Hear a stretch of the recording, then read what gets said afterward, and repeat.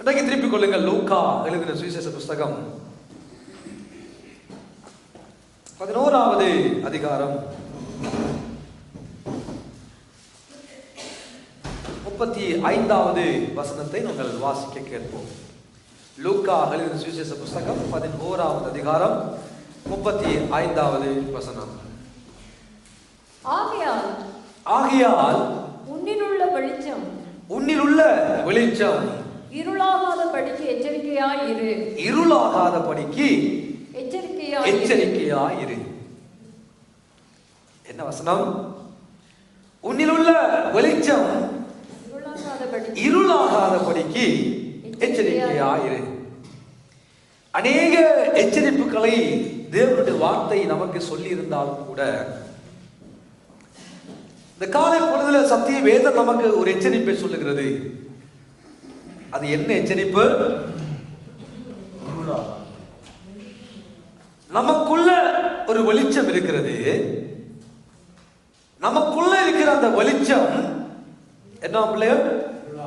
இருளாகாம இருக்கும்படி எச்சரிக்கையாயிரு.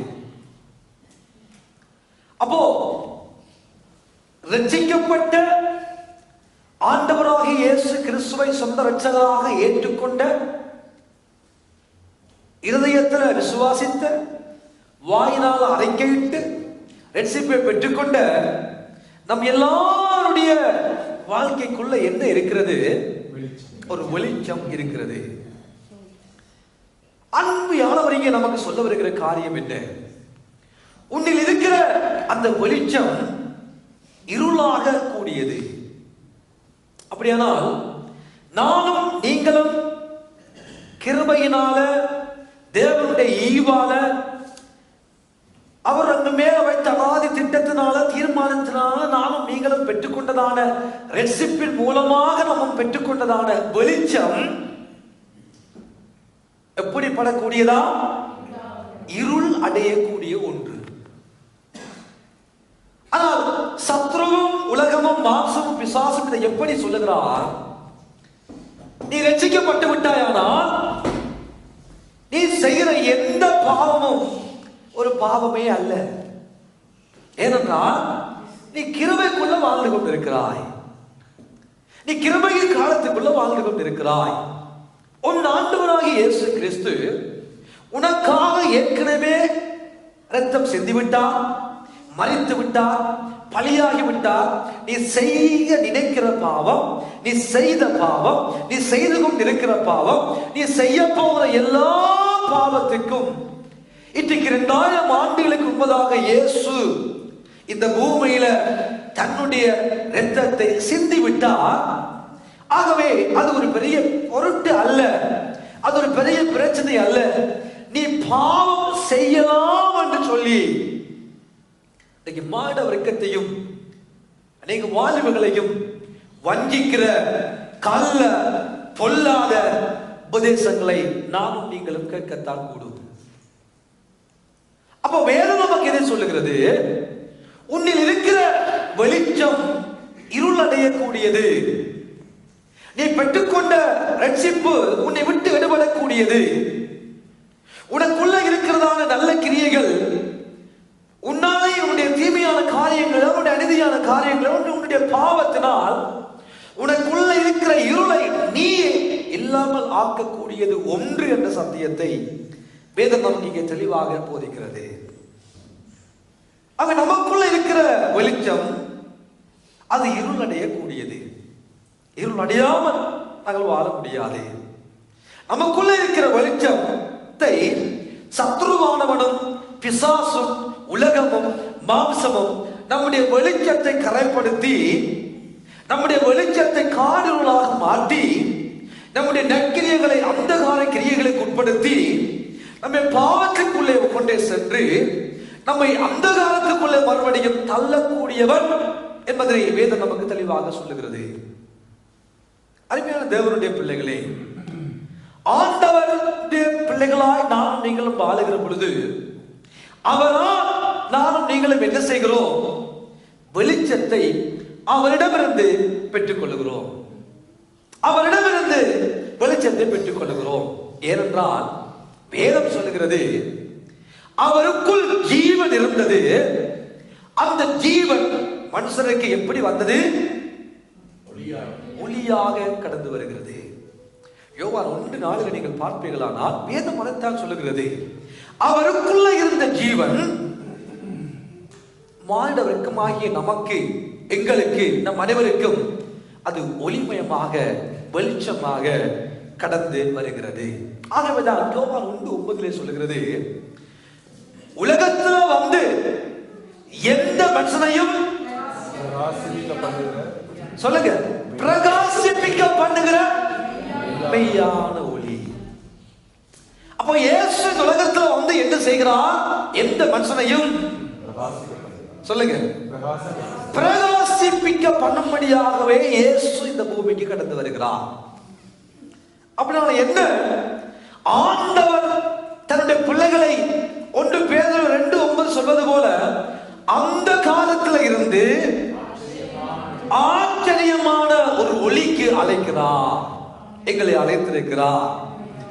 இருளில் வாழ்ந்து கொண்டிருந்தோம், இருளுக்குள்ள வாழ்ந்து கொண்டிருந்தோம், அந்த காலத்துக்குள்ள வாழ்ந்து கொண்டிருந்தோம். அங்கே இருந்த எங்களை வெளிச்சத்தின் பிள்ளைகளாய் வாழும்படியாக அந்த வெளிச்சமாகிய ஆண்டவரிடம், ஒளிமயமான கடவுளிடம் நாம் வருகிற பொழுது அந்த ஒளி எங்கள் மேல பட்டு அது எங்கள் மூலமாக வெளிச்சத்தை உண்டாக்குகிறது. ஆகவேதான் மத்தேயு சொல்லுகிறார் 5ஆம் அதிகாரத்துல 14ஆம் வசனமா இருக்க வேண்டும். என்ன சொல்லுகிறார்? நீங்கள் எப்படி இருக்கிறீர்கள்? உலகத்துக்கு வெளிச்சமாய் இருக்கிறீர்கள். நாங்கள் யாரு? நாங்கள் யாரு? வெளிச்சத்தின் பிள்ளைகள். பக்கத்துக்கு ராகல பாத்துக்கலாம், நீங்கள் யாரு பிரதர்? நீங்க யாரு சிஸ்டர்? நீங்க லைட், நீங்க வெளிச்சம். அரை புக்குசையா பாடுகிறார் பாட்டு, உலகத்துக்கு டோர்ச் லைட், நீங்க ஊரெல்லாம் டோர்ச் அடிப்பீங்க. பாட்டு நல்ல ஒரு பாட்டு. உலகத்துக்கு வெளிச்சம், நீங்க ஊரெல்லாம் டோர்ச் அடிப்பீங்க. உலகத்துக்கு நாங்கள் யாரு? வெளிச்சம். ஆனா நாங்க என்ன செய்யறோம்? உலகத்துக்கு டோர்ச் அடிச்சு கொண்டிருக்கிறோமா, இல்லாட்டி நாங்க வேற என்ன அடிச்சு கொண்டிருக்கிறோம்? நமக்கு தெரியும் நாங்க என்ன செய்து கொண்டிருக்கிறோம் சொல்லி. இப்போ ஆண்டவருடைய அனாதை திட்டம், தீர்மானம், விருப்பம் என்ன? தன்னுடைய பிள்ளைகளை வெளிச்சத்தின் பிள்ளைகளால் வாழ வைக்க வேண்டும். தன்னுடைய பிள்ளைகளை வெளிச்சத்தின் பிள்ளைகளை போல இருக்க வேண்டும். அவர்கள் வெளிச்சமாக இருக்க வேண்டும். யாருக்கு? நீங்கள் யாருக்கு வெளிச்சமா இருக்கிறீர்கள்? உலகத்துக்கு நீங்கள் வெளிச்சம். என்ற உலகம் பொல்லாங்கனால் நிறைந்திருக்கிறது, உலகம் பாவத்தால் நிறைந்திருக்கிறது, உலகம் அநீதியால் நிறைந்திருக்கிறது. அந்த அநீதியான, அந்தகாரமான, இருளான, பாவமான சூழ்நிலைகளுக்கு உள்ளே நம்மை ஆண்டவர் வைத்ததை பிரதான நோக்கம் என்ன? நம் மூலமாக வெளிச்சம் இந்த பூமிக்கு கடந்து போக வேண்டும் என்பதே பிதாவினுடைய திட்டம். ஆனால் பிசாசனுடைய விருப்பம் என்ன? நம்முடைய வெளிச்சத்தை, நம் மூலமாக கடத்தப்பட வேண்டிய ஆசீர்வாதத்தை இல்லாமலாக்கி, நாசமாக்கி, குட்டி சோறாக்கி, நம்மை அந்தகாரப்படுத்தி, அந்தகாரமான செயல்களுக்கு உட்படுத்தி, நம்முடைய மூலமாக ஆண்டவர் வைத்திருக்கிற பெரிய நோக்கத்தையும் பெரிய திட்டத்தையும் இல்லாமலாக்குவதான் அவனுடைய முதலாவது வேலையாக இருக்கிறது. அவனுடைய முதல் நோக்கமே நம் மூலமாக இந்த உலகம் ஆசீர்வதிக்கப்பட வேண்டும். அதற்கே ஆண்டவர் நம்மை ஏற்படுத்தினார். நம் மூலமாக இருளில் வாழ்கிற ஜனங்கள் வெளிச்சத்தை காண வேண்டும். அதற்கே ஆண்டவர் நம்மை அழைத்தார். ஆனால் சத்துருவும், உலகமும், மாம்சமும், உணர்வுகளும் இன்றைக்கு நம்முடைய ஒளியை, நம்முடைய வெளிச்சத்தை இருளாக்கும்படியாக சத்துருவானவன் பலவித சோதனைகளால் நம்மை புடமிட்டுக் கொண்டே இருக்கிறார். நம் வெளிச்சத்தின் பிள்ளைகளாய் வாழ முடியாதபடி, நம்முடைய நற்கிரியைகள் வெளியில வெளிப்பட முடியாதபடி, எங்கள் மூலமாக தேவனுடைய ஆசீர்வாதம் இந்த பூமி உலகத்துக்கு கடந்து போக முடியாதபடி பிசாசு ஏதோ ஒரு வடிவில, ஏதோ ஒரு வழியில அநேகரை வஞ்சிக்கிற ஒரு பொல்லாத உலகத்துல நானும் நீங்களும் பார்த்து கொண்டிருக்கிறோம். ஆகவேதான் லூக்கா மூலமாக ஆண்டவர் சொல்ல வருகிறார், உன்னில் உள்ள வெளிச்சம் இருளாகுவதற்கு சத்துரு திட்டம் போட்டிருக்கிறார். உன்னில் உள்ள வெளிச்சத்தை இல்லாமலாக்க உலகம் திட்டம் போட்டிருக்கிறது, மாம்சம் திட்டம் போட்டிருக்கிறது. நீ அந்த வெளிச்சத்தை இல்லாமலாக்காதபடி எச்சரிக்கையாயிரு. சும்மா சொல்லல ஒரு வெளிச்சத்தை, உன்னோட வெளிச்சம் இருளாகாதபடி இரண்டு சொல்லல, கவனமாயிரு, எச்சரிப்பாயிரு, மிகுந்த அவதானமாயிரு, மிகுந்த தெளிந்த புத்தி உள்ளவனாயிரு. ஏனென்றால் உன் வெளிச்சத்தை இல்லாமலாக்க இந்த உலகத்துல பலவிதமான சக்திகள் எழுந்துதான் நிற்கிறது. எத்தனை பிள்ளைகள் ஆண்டவருக்காக ஓடினவர்கள், பெரிய ஊழியங்களை செய்தவர்கள், எத்தனையோ நல்ல விசுவாச குடும்பங்கள் இன்னைக்கு ஆண்டவரை விட்டு, ஊழியத்தை விட்டு, தேவனை விட்டு, தேவ ராஜ்யத்தை விட்டு தூரம் போன துர்ப்பாக்கிய நிலைமைக்கு காரணம் அவர்களுடைய வாழ்க்கைக்குள்ள இருந்த ஒளி இல்லாமல் போய்விட்டது. அவர்கள் வாழ்க்கைக்குள்ள இருந்த வெளிச்சம் இல்லாமல் போய்விட்டது. ஆகவேதான் ஆண்டவராகிய இயேசு கிறிஸ்து பிறக்க முன்பதாக, கிட்டத்தட்ட 700 ஆண்டுகளுக்கு முன்பதாக, ஏசாயா தீர்க்கதரிசி 9ஆம் அதிகாரத்திலே ஒரு காரியத்தை அங்கே சொல்ல வருகிறார். இருளில் இருக்கிற ஜனங்கள் அவர்கள் பெரிய வெளிச்சத்தை கண்டார்கள். வாசிங்கள் 9ஆம் அதிகாரம் ஏசாயா 2வது வசனத்தை வாசிக்க கேட்போம். இருளில் நடக்கிற ஜனங்கள், இருளில் வாழ்ந்த ஜனங்கள் பெரிய வெளிச்சத்தை கண்டார்கள். அவர்கள் பெரிய வெளிச்சத்தை கண்டார்கள். மரண இருளின் தேசத்தில் குடியிருக்கிறவர்களின் மேல், மரண இருளின் தேசத்தில் குடியிருக்கிறவர்கள் மேல் வெளிச்சம் பிரகாசித்தது. வெளிச்சம் பிரகாசித்தது. எங்க இருந்தவர்கள் மேல வெளிச்சம் பிரகாசிக்கலாம்?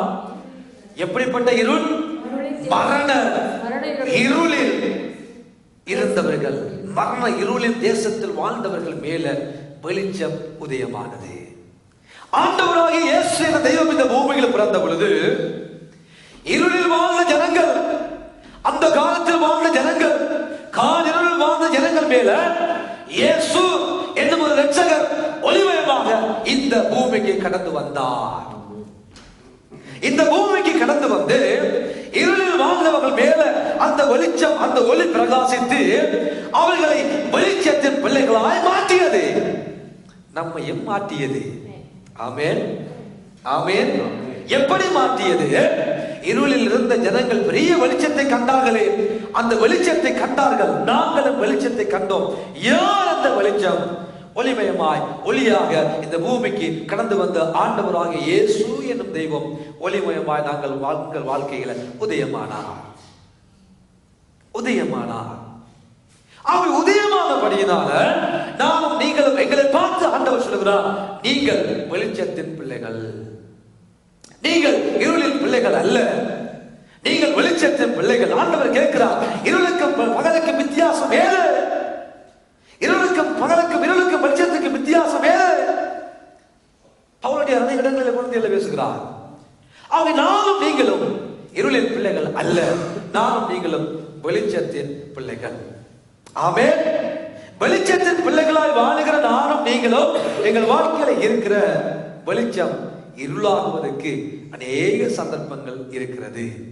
அவை நானும் நீங்களும் அந்த வெளிச்சம், நம்முடைய வாழ்க்கைக்குள்ள இருக்கிற வெளிச்சமான ஒளிமயமான ஆண்டவராக இயேசு கிறிஸ்து எங்கள் வாழ்க்கையை விட்டு எடுபடாதபடி நாங்கள் நம்மை தற்பாதுகாத்துக் கொள்ள வேண்டும்.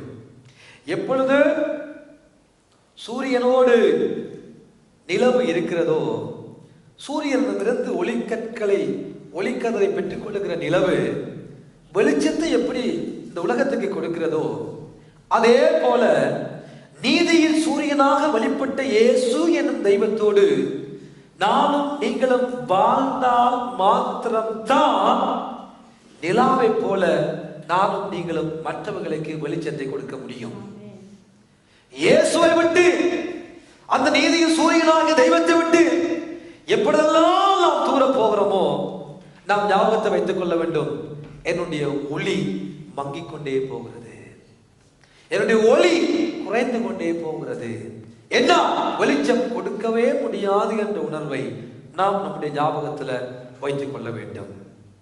ஆகவே அருமையான தேவனுடைய பிள்ளைகளே, இந்த ஒளிமயமான அந்த தெய்வத்தோடு, அந்த வெளிச்சமாகிய ஆண்டவரோடு நானும் நீங்களும் உறவு வைத்துக் கொள்ளுகிற பொழுது, அவரோடு நெருங்கி வாழுகிற பொழுது, அவரோடு நெருங்க நானும் நீங்களும் பெற்றுக்கொள்ளுகிற ஒரு அநேக காரியங்கள் இருந்தாலும் 3 அல்லது 4 காரியங்களை சுருக்கமாக நாம் அதை கற்றுக்கொள்ள ஆண்டவர் நமக்கு உதவி செய்வாராக. முதலாவதாக வேதம் சொல்லுகிறது, ஒளிமயமான ஆண்டவர் நம்முடைய வாழ்க்கையில வருகிற பொழுது, ஒளிமயமான தெய்வம் நம்முடைய வாழ்க்கையில வருகிற பொழுது, நம்முடைய வாழ்க்கை நடக்கிற முதலாவது காரியமே நம்முடைய மனச்சாட்சி வேலை செய்ய ஆரம்பிக்கும். ஒளி நம்முடைய வாழ்க்கையில வருகிற பொழுது, ஒளிமயமான காரியங்கள் அந்த வாழ்க்கைக்குள்ளே வருகிற பொழுது, ஒளிமயமான தெய்வத்தினுடைய கிருபைகள் கிரியைகள் நம்முடைய வாழ்க்கைக்குள்ளே வருகிற பொழுது, நம்முடைய வாழ்க்கைக்கு உள்ளே இருக்கிற எப்பேற்பட்ட காரியத்தையும் ஆண்டவரால் ஏற்படுத்தப்பட்ட மனச்சாட்சி அதை சுட்டி காட்ட ஆரம்பிக்கும். எங்களுக்கு தெரியும், லூக்கா 19ஆம் அதிகாரத்துல 8வது 9வது 10வது வசனங்களை பார்க்கிற பொழுது ஒரு அழகான சம்பவத்தை ஆண்டவர் நமக்கு எழுதி வைத்துள்ளார். அது என்ன? ஒரு மனிதர், சகேயு என்கிற ஒரு மனிதர், எல்லாருக்கும் தெரிந்த ஒரு நல்ல ஒரு மனுஷன். அவர் எப்படிப்பட்டவர்? கட்டையான ஒரு மனிதர். ஒரு நாள் இயேசுவை பார்க்க வேண்டும் என்று ஒரு ஆசை. வரி வசூலிக்கிற தொழிலில் ஈடுபட்டவர், ஆயத்துறையில வேலை செய்தவர், நிறைய சம்பாத்தியம், நிறைய பெரிய பணக்காரர். அந்த பணக்காரனுக்குள்ள ஒரு நாள் ஒரு ஆசை வந்துட்டு, என்ன, நான் இயேசுவை எப்படியாவது பார்க்க வேண்டும். இயேசு அந்த வழியாக போய்கொண்டிருந்தா, இயேசு மேல பார்த்தா சகேயு மரத்துக்கு மேல இருக்கிறான். அவருடைய ஒரே ஒரு ஆசை இயேசுவை பார்க்க வேண்டும், அவ்வளவுதான். ஆனா இயேசுடைய ஆசை என்ன? அவன் வீட்டுல தங்க வேண்டும். அழகான சம்பவம். இயேசுவை தங்குவதற்கு அழைக்க அவன் விரும்பவில்லை. அவனுக்கு ஒரு சின்ன ஆசை, அந்த இயேசுவை நான் பார்க்க வேண்டும், அவ்வளவுதான். அந்த ஆசையில இயேசு போற வழியில ஓடி அவனுக்குள்ளனா இருந்தபடினால எட்டி பார்த்தா தெரியல, ஒரு மரத்துக்கு மேல ஏறி இயேசுவை பார்க்கிறான். கணக்கா வந்த இயேசு, சகைவே இறங்கி வா, நான் கொஞ்சம் வீட்டுல தங்கணும். யோசிச்சு பாருங்க, எவ்வளவு ஒரு அருமையான சம்பவம், எவ்வளவு ஆச்சரியமான சம்பவம். இயேசுவுக்கு தெரிந்திருந்தது, என்னை பார்க்கும்படியாக ஒருவன் பிரயாசப்படுகிறான், என் முகத்தை பார்க்கும்படியாக ஒருவன் பிரயாசப்படுகிறான், என்ன ஒருக்கா பார்க்க மட்டும்தான் பிரயாசப்படுகிறான். ஒரு ஒன்றுமே அவன் கேட்கல. அவனுக்கு நிறைய ஆஸ்திகள் இருந்தது, அவனுக்கு நிறைய செல்வாக்குகள் இருந்தது, அவனுக்கு நிறைய புகழ் இருந்தது. ஒரு குறைவு அற்ற ஒரு மனிதனாக சகவி இருந்தான். அந்த மனிதனுக்குள்ள ஒரு நாள் இந்த இயேசுவை பார்க்க வேண்டும் என்ற ஒரு ஆசை. அந்த ஆசையை இயேசு கணக்கான மரத்தை கீழே வந்து மேல பார்த்து பேரை சொல்லி, இறங்கி வாப்பா, இறங்கி வா, நான் உன்னோட தங்கணும், நான் வீட்டுல தங்கணும். இவ்வளவு ஒரு அருமையான சம்பவம். இயேசுவை பார்க்க ஆசைப்பட்டோட வீட்டுல இயேசு தங்கும்படியாக போகிறார். இயேசு வேதம் சொல்லுகிறது, அவரோடு அநேகர் பின்னால போய் கொண்டிருக்கிறார்கள். யாரோடு? இயேசுவோடு நடந்த ஒரு கூட்டம் என பின்னால போய் கொண்டிருக்கிறது. பின்னால போகிற ஒருவருடைய வீட்டில தங்க ஆசைப்படாத இயேசு, அந்த ஞாபகத்துல வைங்க, பின்னால போய்கொண்டே இருக்கிறார்கள். ஆனா அந்த நபர்களுடைய வீட்டில் தங்க ஆசைப்படாத இயேசு, யார் தன்னை பார்க்க வேண்டும் என்று ஆசைப்பட்டானோ அவனுடைய வீட்டுக்குள்ள நான் தங்க வேண்டும் என்று விரும்பினார். அருமையான தேவனுடைய பிள்ளைகளே, இயேசுவை பார்க்க ஆசை நமக்கு இருக்குமானால், இயேசுவை தரிசிக்க வேண்டும் என்ற ஆசை, இயேசுவை காண வேண்டும் என்ற ஆசை, இயேசுவோடு பேச வேண்டும் என்ற ஆசை, இயேசுடைய பேச்சை நாம் கேட்க வேண்டும் என்ற ஆசை முதலாவது நமக்குள்ள வந்தாலே போதும், அவர் நம்முடைய வீட்டுக்குள்ள கடந்து வந்து விடுவார். அவர் நம்முடைய வீட்டுக்குள்ள கடந்து வந்து விடுவார். அவ்வளவுதான். இப்ப ஒளிமயமான இயேசுவை இப்ப சகையு பார்த்தான். பார்த்த உடனே என்ன நடக்கிறது? இயேசு ஒன்றுமே சொல்லவில்லை. நீ பாவியான மனுஷன், நீ ஜனங்கள்ட்ட எல்லாம் கொள்ளையடிச்சு சம்பாதிச்சு வச்சிருக்கிற, நீ ஒரு பயங்கர ஆள்றாப்பா, நீ பார்த்தா ரயில் கட்ட மாதிரி இருக்கிற, ஆனா உன்னை போல ஒரு கல்ல இந்த உலகத்துல இல்ல, நீ ஜனங்கள்ட்ட எல்லாம் வருகி சம்பாதிச்சு வச்சிருக்கிற, இதெல்லாம் பாவமான காரியம், எல்லாம் விடு சொன்னாரோ? ஒளி பட்டது, உணர்வு இருதயம் வேலை செய்யுது. என்ன? அவன் நின்று, இயேசுவே இயேசுவே, என் பாதி ஆஸ்தியை நான் ஏழைகளுக்கு கொடுக்கிறேன், என் ஆஸ்தியில பாதி ஏழைகளுக்கு கொடுக்கிறேன். இயேசுவே, நான் யார்கிட்ட வாங்கினோ, யார்கிட்ட அபகரித்தனோ, யாரை ஏமாற்றி நான் வாங்கினோ அதையெல்லாம் 4 மடங்கா கொடுக்கிறேன். இயேசு கொடுக்க சொன்னாரோ? இயேசு அப்படி செய்யன்னு சொன்னாரோ? இயேசு அவர் பாவத்தை காத்து பேசினாரோ? இல்லவே இல்லை. மனச்சாட்சி வேலை செய்ய ஆரம்பிக்கிறது. இயேசுவை பார்த்த உடனே அவன் இதயம் குத்தப்படுகிறது. நீ ஒரு கள்ளன், நீ ஒரு தவறான காரியத்தில் இருக்கிறாய். இயேசுவை பார்க்க ரொம்பதாக அந்த உணர்வு வரவில்லை. இயேசுவை கேள்விப்பட்ட பொழுது அந்த உணர்வு வரவில்லை. எப்பொழுது இயேசுவை பார்த்தாரோ, பார்த்த உடனே அவனுடைய உள்ளத்துக்குள்ள முதலாவது மாற்றம் வருகிறது. இருதயம் அவனோடு பேச ஆரம்பிக்கிறது. மனச்சாட்சி அவனோடு பேச ஆரம்பிக்கிறது. நீ ஒரு கள்ளன், நீ அபகரித்திருக்கிறாய் சகையுவே, நீ மற்றவர்களை ஏமாற்றி வாழ்ந்திருக்கிறாய், நீ சம்பாதிச்சதெல்லாம் ஏழைகள் எளியவர்களுடைய சொத்து, நீ அவர்களை சுரண்டி வாழ்ந்திருக்கிறாய். இருதயம் பேசுகிறது. ஒளிமயமானவரை கண்டவுடன் இருதயம் பேச ஆரம்பிக்கிறது. உடனே இயேசு சொல்லுகிறார், இன்றைக்கு எப்பொழுது இருதயம் அவனோடு உணர்வு மனச்சாட்சி அவனோடு பேச ஆரம்பித்த உடனே, அதை அரைக்கி விட்ட உடனே சொல்லுகிறார், இயேசு சொல்லுகிறார், இன்றைக்கு இந்த வீட்டுக்கு வந்துட்டு. ஹல்லேலூயா. இன்றைக்கு இந்த வீட்டுக்குள்ள அந்த ரட்சிப்பே வந்துட்டப்பா. எப்பொழுது ரட்சிப்பு வந்தது? ஒளிமயமான தெய்வத்தை பார்த்த பொழுது. பாவங்களை அறிக்கையிடுகிறான், உணர்வுகளை பிரதிபலிக்கிறான், தாம் செய்த தவறை சொல்லுகிறான். அங்க சொல்றார், இப்ப இந்த வீட்டுக்கு ரட்சிப்பு வந்துச்சு. ஹல்லேலூயா. ஒளிமயமான தேவனை நானும் நீங்களும் பார்க்கிற பொழுது, அவரை பார்த்தாலே போதும் நம்முடைய மனச்சாட்சி வேலை செய்ய ஆரம்பித்தோம்.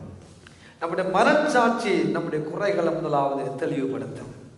நீ இந்த நிலைமையில வாழ்கிறாய், நீ இப்படிப்பட்ட சூழ்நிலைகளை வாழ்ந்து கொண்டிருக்கிறாய், உன் வாழ்க்கையில ரகசியமான சில காரியங்கள் உண்டு, உன் வாழ்க்கையில உன்னுடைய வெளிச்சத்தை இருளாக்கக்கூடிய அநேக காரியங்கள் உண்டப்பா, இவை எல்லாவற்றையும் விட்டுவிடு என்று சொல்லுகிற ஒரு உணர்வை ஒளிமயமானவரை தரிசித்த பொழுது நம்முடைய வாழ்க்கையில கடந்து விடும். ஒளிமயமானவரை கண்டவுடனே நம்முடைய வாழ்க்கையில மாற்றங்களை அது உண்டாக்கும். அதுதான் ஆண்டவர், அதுதான் ஒளி, அதுதான் நம்மை பிரகாசிக்க பண்ணக்கூடியவர்.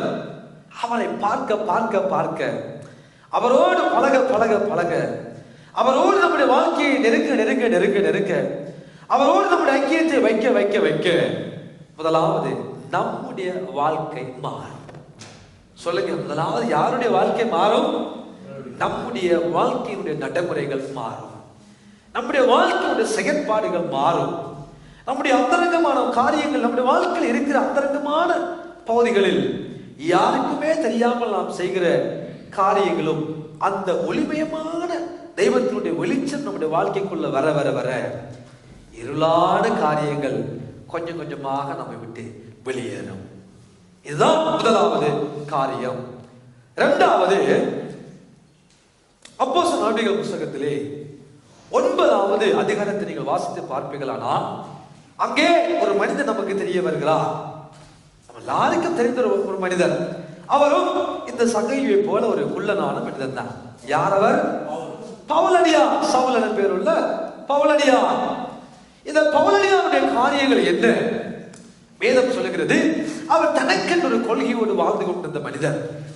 அவர் பின்பற்றியதான யூத மத கொள்கை, யூத கலாச்சாரம், யூத முறைமைகள் என்று சொல்லி நியாய பிரமாணத்துக்காக பக்தி வைராக்கியம் பாராட்டின ஒரு மனிதர் தனக்கென்று ஒரு வழிகளை ஏற்படுத்தி தான் வாழ்ந்த இடத்துல இருந்த கிறிஸ்தவர்களை துன்பப்படுத்தி அவர்களை சிறையில் அடைத்து அவர்களுக்கு விரோதமான காரியங்களை செய்த இந்த பவுலடியார், அவருக்கு ஒரு ஆசை வந்துட்டு பக்கத்து நாட்டில் இருக்கிற சீரியாவுக்கு போய் அங்கே இருக்கிற கிறிஸ்தவர்களை பிடித்து கொண்டு வந்து எருசலேமில் அடைக்க வேண்டும் என்று ஒரு ஆசை, எருசலேமில் கொண்டு வந்து அவங்களை சிறைப்படுத்த வேண்டும் என்று ஒரு ஆசை, அவங்களை துன்புறுத்த வேண்டும் என்று சொல்லி ஒரு ஆசை.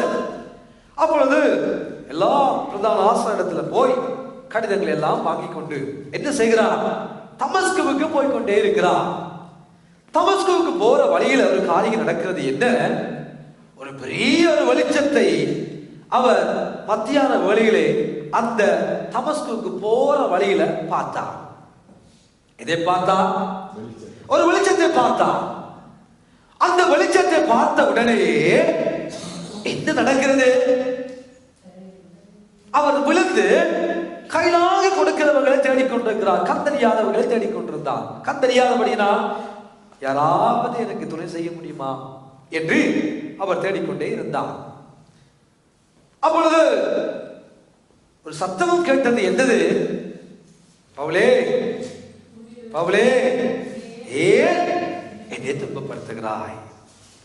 பவுல் என்ன செய்தான்?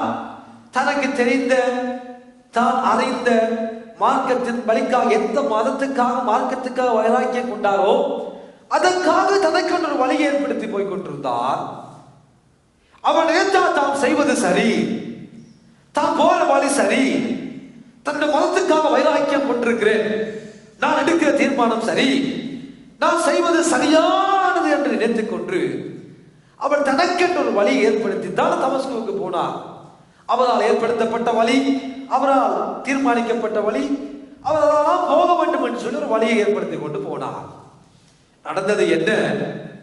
கையிலாக கொடுக்கிற நிலைமைக்கு தள்ளப்பட்டு நடு ரோட்ல ஐயா இருக்கிறார். நடு ரோட்ல மத்தியான வேளையில நடு ரோட்ல விழுந்து கிடக்கிறார். உடனே கேட்கிறார், ஆண்டவரே, நான் என்ன செய்ய நீங்க சித்தமா இருக்கிறீங்க? யாரு நீங்க? என்னோடு பேசுறீங்க அல்லவோ, நீங்க யாரு? நான் என்ன செய்ய வேண்டும் என்று, நான் என்ன செய்ய நீங்க விருப்பமா இருக்கிறீங்க சொல்லுங்க. நான் எனக்கென்ன வழியை வைத்துக் கொண்டு போனேன். ஆனா நான் போன வழியில பிரச்சனை, நான் போன வழியில கந்தறியாம போய்விட்டது, நான் போன வழியில ஒரு பெரிய வெளிச்சத்தை பார்த்தேன். ஆனா இப்ப நீங்க சொல்லுங்க, நீங்க என்ன என் வாழ்க்கையில செய்ய சித்தமா இருக்கிறீங்க? என்னது? நீங்க இப்பொழுது என்னை எந்த வழியில நடத்த சித்தமா இருக்கிறீங்க? சரிதானே? அப்ப அவர் சொல்லுகிறார், ஆண்டவர் சொன்னார், நீ போ, பட்டணத்துக்குள்ள நான் உனக்கு சொல்லுவேன், அரணியாயிரம் பேர் உள்ள மனுஷன் வருவான், அந்த வீட்டுக்கு நீ போ, அங்கே நீ செய்ய வேண்டியவைகளை நான் உனக்கு சொல்லுவேன். தான் போன வழியில வச்சு ஆண்டவர் ஒன்றைக்கு சொல்லல. எந்த வழியில போகணும் ஆண்டவரே? திரும்பி போறதா, தமஸ்குக்கு போறதா, எங்க போறது? ஒன்றுமே தெரியாது, குழப்பம். ஒன்றுமே தெரியாது, குழப்பம். ஆண்டவர் சொன்னார், நீ போ, பட்டணத்துக்குள்ள போ, அங்க வச்சு நான் உனக்கு சொல்லுவேன் நீ எந்த பாதையில போக வேண்டும் என்று சொல்லி, நீ எந்த வழியில போக வேண்டும் என்று சொல்லி. அருமையான தேவனுடைய பிள்ளைகளே, ஒருவேளை நானும் நீங்களும் எதால போறது? சில நேரத்தில் நான் செல்கிற வழிதான் சரி, நம்முடைய அறிவு சொல்லும் நீ போற பாதை சரி, அனுபவம் சொல்லும் நீ போற காரியம் சரி, நீ போற பாதை சரி. நாம ஏதோ ஒரு காரியத்துக்காக பக்தி கொண்டு வைராக்கியம் கொண்டு முடிவெடுத்து ஒருவேளை நாம் நமக்கென்று வழி உருவாக்கி கொண்டு போவோமானால், ஒளிமயமானவரை உங்கள் வாழ்க்கையில தரிசிக்க தரிசிக்க தரிசிக்க அவர் இரண்டாவது நமக்கு செய்கிற அழகான ஒரு காரியம், நாம் நடக்க வேண்டிய வழிகளை நமக்கு காண்பிப்பார். ஹல்லேலூயா, ஹல்லேலூயா. நல்லா போய்கொண்டிருக்கிறது போல இருக்கும் சில நம்முடைய வழிகள், ஆனா திடீரென்று பிரேக் டவுன் ஆகிடும். திடீரென்று எதால போறேன்னு தெரியாம இருக்கும். ஒருவேளை எல்லா பக்கமும் இருளா இருக்கும். நான் எதால போறது ஆண்டவரே? என் அறிவுல, எனக்கு இருக்கிற அனுபவத்துல யாரோ சொன்ன காரியங்கள் எல்லாம் கேட்டு நான் வெளிக்கிட்டு வந்துட்டேன் ஆண்டவரே. எனக்கு என்ன செய்யறேன்னு தெரியாது, நான் எங்க போறேன்னு தெரியாது. நான் போற வழிதான் சரியை நினைச்சு கொண்டே போனேன். ஆனா நான் போற வழியில பள்ளம், நான் போற வழியில கரடு முரடுகள், நான் போற வழி இப்படி ஆயிட்டே என்று நாம் புலம்ப வேண்டிய அவசியம் இல்லை. ஒளிமயமானவரை உங்கள் வாழ்க்கையில தரிசிக்க தரிசிக்க தரிசிக்க அவர் உங்கள் வாழ்க்கையில எதை நீங்கள் செய்ய சித்தமா இருக்கிறீர்கள் என்பதனை அவர் நமக்கு சொல்லுவார். எத்தனை விசுவாசிக்கிறீர்கள்? ஹல்லேலூயா. நான் உனக்கு போதித்தேன், நீ நடக்க வேண்டிய வழி உனக்கு காட்டுவேன். அப்ப நம்முடைய ஆண்டவரா நல்ல கைட், நம்முடைய ஆண்டவரா நல்ல ஒரு நவிகேஷன், நம்முடைய ஆண்டவராரு நம்மை கரம் பிடித்து நடத்தி கொண்டு போகக்கூடியவர். நாமெல்லாம் சில நேரத்தில் லோத்தை போல பச்சையான சமவெளியான இடங்களை தேடுவோம், கண்ணுக்கு குளிர்ச்சியா இருக்கிறத தேடுவோம், கண்ணுக்கு அழகா இருக்கிற காரியங்களை பார்ப்போம். இந்த படிப்பு நல்லம், இந்த வேலை நல்லம், இந்த இந்த திருமணமாகிற பொழுது இவன் நல்லம், இவன் நல்லம், எது எதையெல்லாம் நம்முடைய வாழ்க்கையில கண்ணுக்கு குளிர்மையா தெரிகிறதோ அந்த வழிகளை நாம் சில நேரங்களில தேடுவோம்.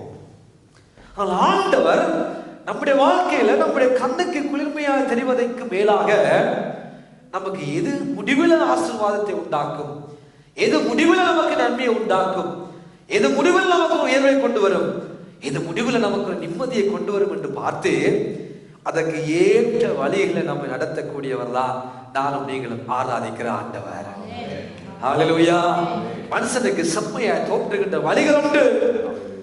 நிகழ்காலத்துல செம்மையா தோன்றும், இதால போனா நல்லா இருக்கும், இல்ல இதால போனா நல்லா இருக்கும், இல்ல இந்த வாழ்க்கை நல்லா இருக்கும், இல்ல இந்த படிப்பு எனக்கு நல்லா இருக்கும், இல்ல இந்த வேலை எனக்கு நல்லா இருக்கும். செம்மையா நம்முடைய வாழ்க்கையில எத்தனையோ வழிகள் நமக்கு தோன்று கொண்டு இருக்கிறது. ஆனா முடிவு, அதனுடைய முடிவு சொல்லுங்க,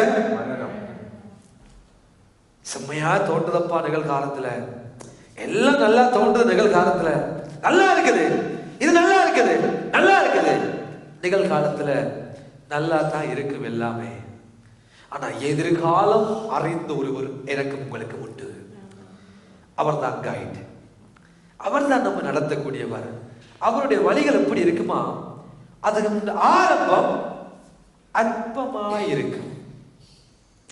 ஆண்டவர்ட்ட வழி ஆரம்பம் எப்படி இருக்கும், அற்பமா தான் இருக்கும். ஆனா முடிவுல ஹல்லேலூயா, ஹல்லேலூயா. ஆனா மனுஷனுடைய வழிகளை பார்க்கிற பொழுது செம்மையா தோன்றும், ஆனா முடிவு கஷ்டமா இருக்கும். ஆனா ஆண்டவர் நம்முடைய வாழ்க்கையில ஏற்படுத்துற சில வழிகள் ஆரம்பத்துல கஷ்டமாக இருந்தாலும் அது முடிவில் அவருடைய ஐஸ்வர்யம் நமக்கு வேதனையை கூட்டாது. கர்த்தருடைய ஆசீர்வாதம் ஐஸ்வர்யத்தை தரும். அதனோடு அவர் ஒரு நாள் பார்த்து ஒரு நாளும் நமக்கு வேதனையை கூட்டவே மாட்டார், நம்முடைய வாழ்க்கையில வேதனை உண்டாக்கவே மாட்டார். ஆண்டவர் எனக்கு உங்களுக்கு சொல்லுகிற காரியம் என்ன, ஒளிமயமானவர் நம்முடைய வாழ்க்கைக்குள்ள கடந்து வருகிற பொழுது, ஒளிமயமான தெய்வம் நம்முடைய வாழ்க்கைக்குள்ள கடந்து வருகிற பொழுது அவர் சரியான வழிகளில நம்மை நடத்தக்கூடியவர். வாலிப பிள்ளைகள், உங்கள் வாழ்க்கையில ஆண்டவருக்கு இடத்தை கொடுத்து சொல்லுங்க. பவுல் சொன்னது போல, ஆண்டவரே நான் என்ன செய்ய நீர் சித்தமாக இருக்கிறீர்கள். அவ்வளவுதான். நான் என்ன செய்ய சித்தமா இருக்கிறீங்க, ஜெபிங்க. உங்கள் வாழ்க்கையில ஆண்டவர் சொல்லுவார், மகளே மகனே, நான் உன்னை கொண்டு இந்த பாதையில நடக்கத்தான், இதுல போகத்தான் எனக்கு விருப்பம், எனக்கு விருப்பம். பக்தன் அழகாக பாடுகிறார், எங்கு செல்ல வேண்டும், என்ன சொல்ல வேண்டும், எனக்கு சொல்லுங்கப்பா. எங்க நான் போகணும், ஏதாவது போகணும் சொல்லுங்கப்பா. நிச்சயமாக நமக்கு சொல்லுவார், நிச்சயமாக நம்மை நடத்துவார். ஜெபம் பண்ணி பாருங்க. நம்முடைய முயற்சியை விட்டுட்டு, அறிவை கொஞ்சம் தள்ளி வச்சுட்டு, அனுபவத்துல கொஞ்சம் நடக்காம, ஆண்டவர் நமக்கு இருக்கிற மனிதர்களுடைய காரியங்களை கேட்டு அதுபடி நமக்கு வழிகளை நமக்கு உருவாக்காம நீங்க கேட்டு பாருங்க, அப்பா நான் என்ன செய்ய நீங்க சித்தமா இருக்கிறீங்க. வாழ்க்கையில கேட்டு பாருங்க, ஜெபித்து பாருங்க, தம்பி கேட்டு பாருங்க, என்ன ஆண்டவரே நான் செய்ய நீங்க சித்தமா இருக்கிறீங்க. அழகாக நாம் நடத்தக்கூடிய அருமையான ஒரு கைட் எனக்கு உங்களுக்கு உண்டு. நடு ரோட்டில் நம்ம கைவிட மாட்டார். சில நவிகேசன் நடு ரோட்டில் நம்ம கையை விட்டுறோம். சில நவிகேசன் நடு காட்டுகளை கொண்டு போய் இதுதான் நீ வர வேண்டிய இடம், ஓகே பாய் என்று சொல்லிடும். ஆனா அவர் அப்படி இல்லை. நம்ம நடு ரோட்டில் கொண்டே கையை விடுகிற ஆண்டவர் அல்ல. செல்ல வேண்டிய இடத்துக்கு சரியான நேரத்தில் சரியாக நம்மை கொண்டு போய் கரை சேர்க்கக்கூடியவரை கைப்பிடித்திருக்கிறோம். ஆமென். அவரை பிடிப்போம் பிரியமானவர்களே. அவரை நம்முடைய வாழ்க்கையில முக்கியத்துவம் கொடுப்போம். அவருக்கு நம்முடைய வாழ்க்கையில எது எதெல்லாம் கொடுக்க முடியுமோ அது எதெல்லாம் அவருக்கு கொடுத்து பாருங்கள். நம்முடைய வாழ்க்கை நன்றாயிருக்கும், நம்முடைய வாழ்க்கை ஆசீர்வாதமாகவே இருக்கும். ஆகவேதான் யோவான் 5ஆம் அதிகாரத்திலே 35வது வசனமா இருக்க வேண்டும் வாசித்து பாருங்கள். ஆண்டவர் நமக்கு ஒரு காரியத்தை அங்கே சொல்ல வருகிறார். யோவான் 5:35 வாசியுங்கள்.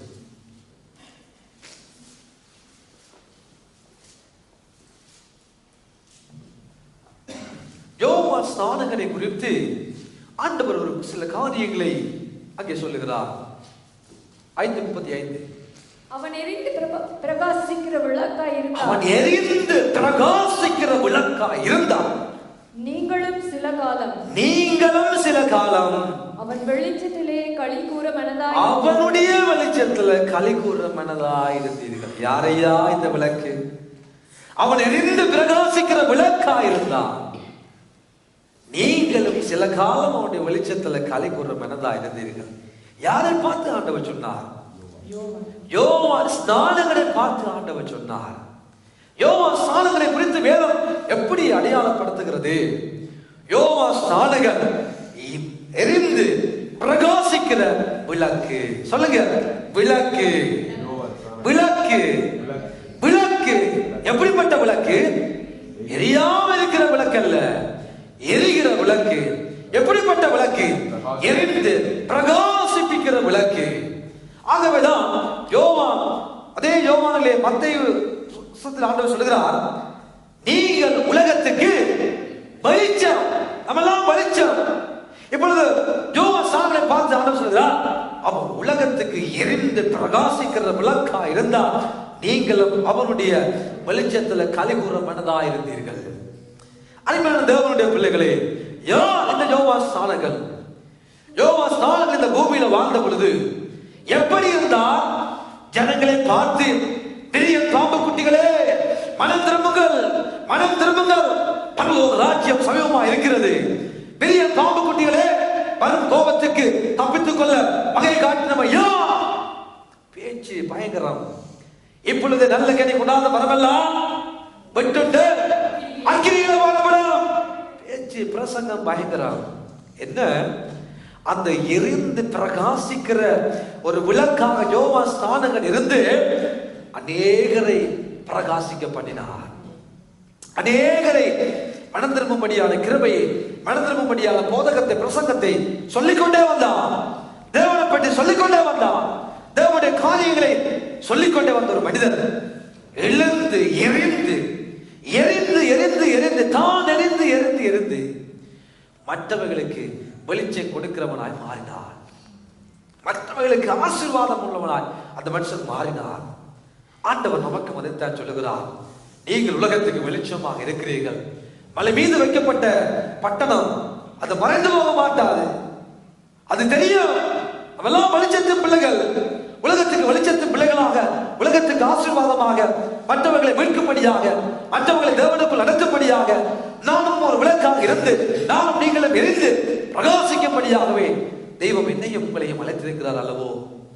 அதற்கென்றே ஆண்டவர் நம்மை நேசித்து, நமக்கு ஆதரவு கொடுத்து, நம்மை ஆசீர்வதித்து, நம்மை இந்த உலகத்தில் கொண்டு வந்தார்.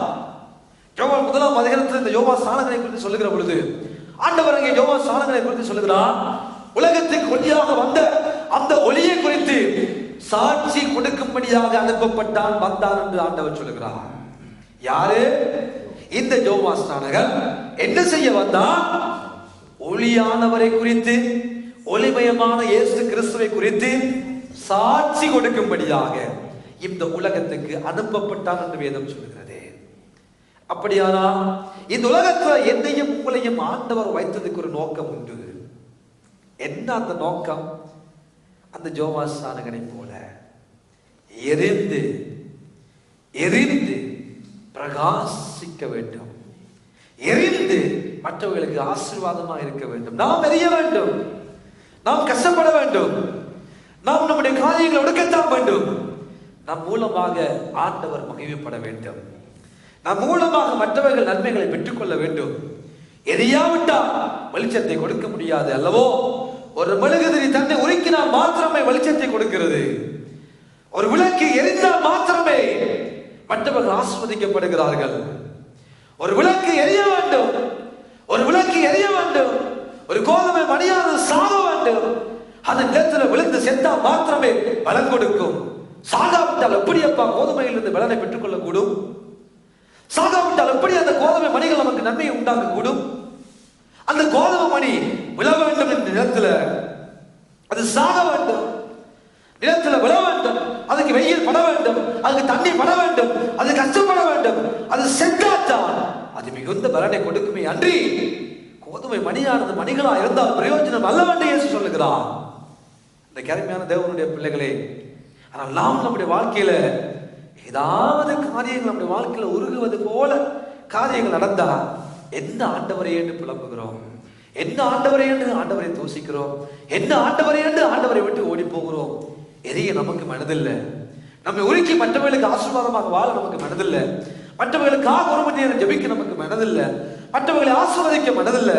மற்றவர்களுக்காக தேவ சமூகத்தில் பறந்து பேசி பழங்கால நன்று ஆண்டவரே ஜனங்களை ஆளுகை செய்யும் ஆண்டவரே, விடுதலையாக்கும் ஆண்டவரே, அந்த காலத்தில் வாழுகிற ஜனங்களை மீண்டும் ஆண்டவரே என்று சொல்ல நமக்கு நேரம் இல்லாமல் போகுதல்லவோ. ஆண்டவர் சொல்லுகிறார், நீங்கள் விளக்காக இருக்கும்படியாக அழைக்கப்படவில்லை, நீங்கள் எரிகிற விளக்காக, எரிகிற விளக்காக நாம் மாறுகிற பொழுது ஒளிமயமான தெய்வத்திடம் வந்த நானும் நீங்களும், நானும் ஒளியின் நான் ஒளிமயமான தெய்வத்திடம் வரவழைக்கப்பட்டவன் என்று அப்படியே இருக்காம கொஞ்சம் எரிந்து கொஞ்சம் பிரகாசிக்கிற, மற்றவர்களுக்கு பிரயோஜனமான, மற்றவர்களுக்கு ஆசீர்வாதமான, மற்றவர்களுக்கு நம்முடைய நன்மைகளை கொண்டு வருகிற பிள்ளைகளாக வாழ ஆண்டவர் எங்களுக்கு ஒரு பெரிய அனுக்கிரகத்தை உண்டாக்குவாராக. அதற்கென்றே ஆண்டவர் நம்மை அழைத்திருக்கிறார். ஏதோ வந்துட்டோம், கிறிஸ்தவர்களாய் ஆலயத்துக்கு வந்துட்டோம், சபைக்குள்ள வந்துட்டோம் என்று சொல்லி கோதுமையாக நானும் நீங்களும் அழைக்கப்பட்ட நாங்கள் கோதுமை மணிகளாகவே குந்திவிட்டு எங்கள் காலங்களை வீணாக்கி விடாதபடி, கோதுமை மணியாகி நானும் நீங்களும் சாகாவிட்டால் பலன் கொடுக்க மாட்டோம்.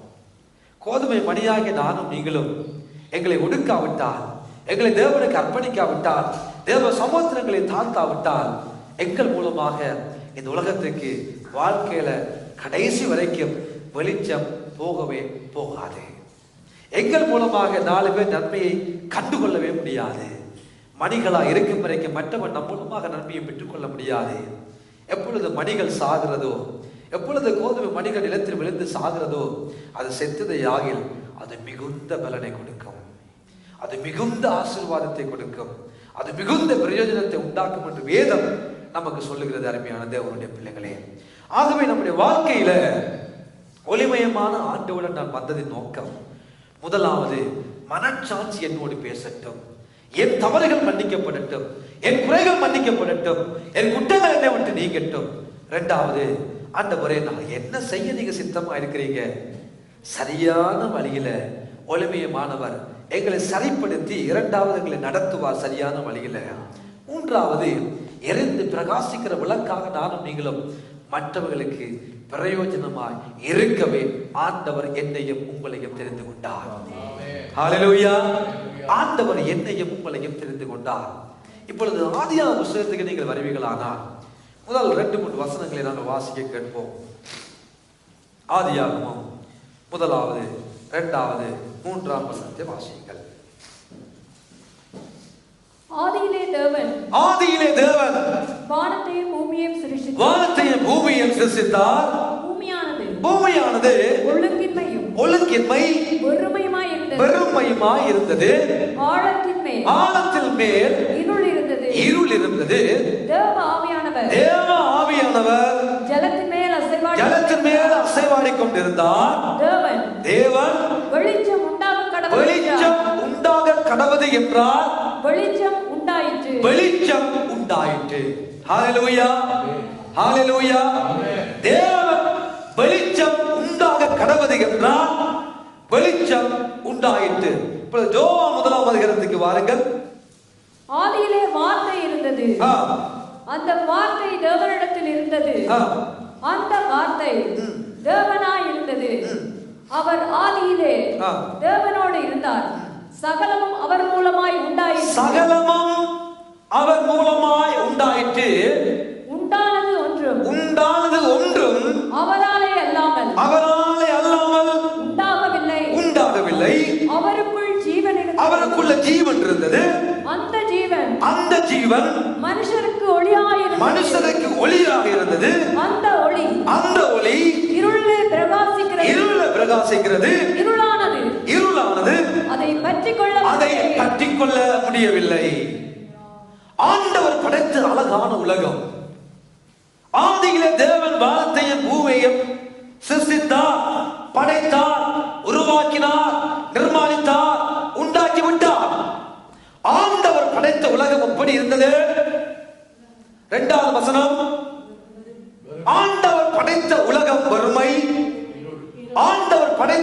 உலகம் இருள், ஆண்டவர் படைத்த உலகம் ஒழுங்கு இன்மையா இருந்தது. ஆவியானவர் ஜலத்தின் மேல அசைவாடி கொண்டிருந்தார். வறுமையும் இருளும் காரிருளும் ஒழுங்கின்மையும் யார் படைத்த உலகத்துக்குள் இருந்தது? தேவன் படைத்த, தேவனால் உண்டாக்கப்பட்ட உலகத்துக்குள்ள இருள், வறுமை, ஒழுங்கின்மை. மனிதனை யார் படைத்தான்? ஆண்டவர். ஆண்டவர் படைத்த அதே மானவர்க்கத்துக்குள்ள இருள் இருக்கிறது, வறுமை இருக்கிறது, ஒழுங்கின்மை இருக்கிறது. எப்பொழுது இவையெல்லாம் சரிப்படுத்தப்பட்டது என்றால், வெளிச்சம் உண்டாக்கப்பட்ட என்பதாக, வெளிச்சத்தின் மூலமாக, வெளிச்சத்தின் பின்பதாக எல்லா வறுமையும் நிரப்பப்படுகிறது, எல்லா இருளும் நிரப்பப்படுகிறது, எல்லா ஒழுங்கின்மையும் சரிப்படுத்தப்படுகிறது. அதே போல ஆண்டவர் இன்றைக்கு நமக்கு தருகிற வார்த்தை, எங்கள் வாழ்க்கையில் எந்த இடத்துல வறுமை இருக்கிறதோ, எங்கள் வாழ்க்கையில் எந்த இடத்துல இருள் இருக்கிறதோ, எங்கள் வாழ்க்கையில் எந்த இடத்துல ஒழுங்கின்மை இருக்கிறதோ, அதை ஒளிமயமான என் ஆண்டவரால் கூடும். நம்முடைய இருளை அகற்ற, நம்முடைய ஒழுங்கின்மை ஒழுங்காக்க, நமக்கு வாழ்க்கையில இருக்கிற எல்லா இருளையும், எல்லா வறுமையையும், எல்லா ஒழுங்கின்மையும் உருவாக்கி ஒழுங்காக்கி நடத்த அவரால் மாத்திரம்தான். அது எப்பேற்பட்ட இருளா இருக்கட்டும், எப்பேற்பட்ட வறுமையா இருக்கட்டும், எப்பேற்பட்ட காரியங்களா இருக்கட்டும், ஒளிமயமானவரால் கூடும். உங்கள் வறுமையையும், உங்கள் ஒழுங்கின்மையையும், உங்கள் இருளையும் அவர் மாற்றி ஆசீர்வாதமான நிலைமைக்கு நம்மை கொண்டு போக. ஹல்லேலூயா, ஹல்லேலூயா. ஒளிச்சி பிள்ளைகளாய் இந்த பூமியில் வாழ அழைக்கப்பட்டு நானும் நீங்களும் அவரை எவ்வளவு தூரம் பற்றி கொள்ளுகிறோமோ, அவரை எவ்வளவு தூரம் அண்டிக் கொள்ளுகிறோமோ, அப்பொழுது எங்கள் வாழ்க்கைக்குள்ள ஒரு மாற்றம் வரும். இரண்டாவது, எங்களை அவர் சரியான வழியில் நடத்தக்கூடும்.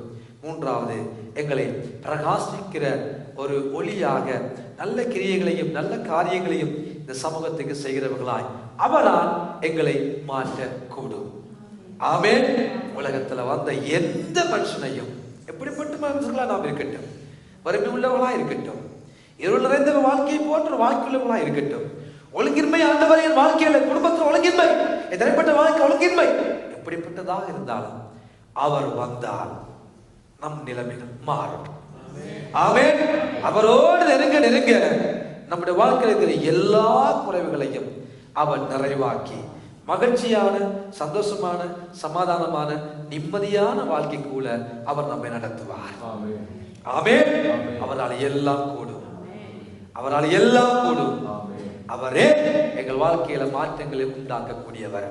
ஆகவே நீதியின் சூரியன் ஆகிய இயேசு ஆகிய ஒளிமயமான கடவுள் ஆகிய அந்த தெய்வத்தோடு நம்முடைய உறவு அதிகரிக்கட்டும், அந்த நம்பிக்கை அதிகரிக்கட்டும், அவர் மேல் வைக்கிற விசுவாசம் அதிகரிக்கட்டும். அதையெல்லாம் நாம் செய்கிற பொழுது எங்களுக்குள்ள ஒரு மாற்றம், எங்கள் வழிகளில் ஒரு மாற்றம், எங்களை கொண்டு ஆண்டவர் சமூகத்தில் செய்கிற காரியங்களில் ஒரு மாற்றம் நிச்சயமாய் ஆண்டவர் இந்த மாதம் அது நிறைவேற்றுவாராக. ஆமென். யாரும் எழுந்திருப்போம் பிரியமானவர்களே, எழுந்தவர்களாய் கண்களை மூடி ஆண்டவரை நோக்கி பார்த்து ஒரு நிமிடம் மாத்திரம் கண்களை மூடி, எங்கள் வாழ்க்கையிலும் உங்கள் வாழ்க்கையிலும் ஏதாவது வறுமைகள், கஷ்டங்கள், பாடுகள், பிரச்சனைகள், போராட்டங்கள், வியாதிகள் ஏதாவது இருந்தால் ஆண்டவர் சொல்லுங்க, ஆண்டவரை இந்த நிலைமையில என் படிப்புல ஒரு வறுமை இருக்கிறதப்பா, என்னுடைய சரீர பலத்துல ஒரு இருள் போன்ற ஒரு வியாதி, ஒரு பலவீனம், ஒரு வறுமை, ஒரு ஒழுங்கின்மை என் வாழ்க்கையில் இப்படியெல்லாம் இருக்கிறது ஆண்டவரை என்று நீங்கள் எவையெல்லாம் நினைக்கிறீர்களோ அவையெல்லாத்தையும் உங்கள் ஞாபகத்தை கொண்டு வந்து சொல்லுங்கப்பா. என் வாழ்க்கையில நீங்க உண்டாக்கப்பட்ட பிள்ளை, நான் உங்களுடைய பிள்ளை, நான் உம்மால் அழைக்கப்பட்டவன், தெரிந்து கொள்ளப்பட்டவன், அபிஷேகம் பண்ணப்பட்டவன், உங்களுடைய பிள்ளை என்று சொல்லுகிற அந்த புத்திர சுகாரத்தின் ஆவியை பெற்றவனப்பா நான். ஆனா என் வாழ்க்கையில இந்த குறை இருக்கிறதப்பா, என் பலவீனம் இது இருக்கிறதப்பா, என் வாழ்க்கையில இந்த வறுமை இருக்கிறதப்பா, என் வாழ்க்கையில, என் குடும்பத்துல, என் தனிப்பட்ட வாழ்க்கையில இந்த இருளின் வாழ்க்கையில பகுதியா இருக்கிறதப்பா, எனக்கு உதவி செய்யுங்க, எனக்கு உதவி செய்யுங்க என்று மௌனமான முறையில உங்கள் நிலைமைகளை உங்கள் ஆண்டவருக்கு சொல்லி அதை அவருக்கு தெரியப்படுத்துங்க. அப்பா, எனக்கு உதவி செய்யுங்க.